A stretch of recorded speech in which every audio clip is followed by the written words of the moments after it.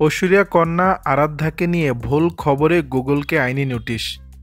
ভুল বিভ্রান্তিকর খবর ছড়িয়ে দেওয়ার অভিযোগে দিল্লি হাইকোর্টের দ্বারস্থ হয়েছেন অভিষেক বচ্চন, ঐশ্বরিয়া রায়ের ১৩ বছর বয়সী কন্যা আরাধ্যা বচ্চন। অভিযোগ, আরাধ্যা বচ্চনের স্বাস্থ্য সংক্রান্ত নানান ভুয়া বিভ্রান্তিকর খবর নেট দুনিয়ায় বিভিন্ন ওয়েবসাইটে ঘুরে বেড়াচ্ছে, আর সেই কারণেই আদালতের দ্বারস্থ হয়েছে সে।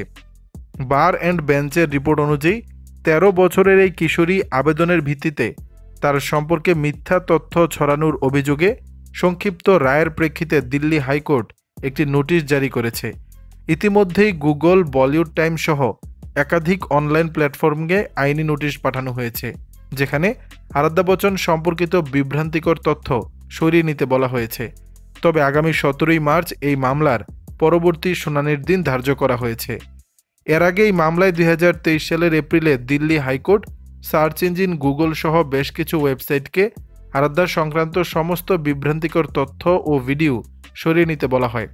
অভিযোগে বলা হয়েছে, নেট দুনিয়ায় আরাধ্যা গুরুতর অসুস্থ বা মারা গেছেন বলে মিথ্যা দাবি করে প্রতারণামূলক একাধিক ভিডিও রয়েছে, সেগুলো সরিয়ে ফেলার নির্দেশ দিয়েছিল আদালত। তবে তারপরেও অনলাইনে এখনও তাকে নিয়ে বেশ কিছু বিভ্রান্তিকর তথ্য রয়ে গেছে।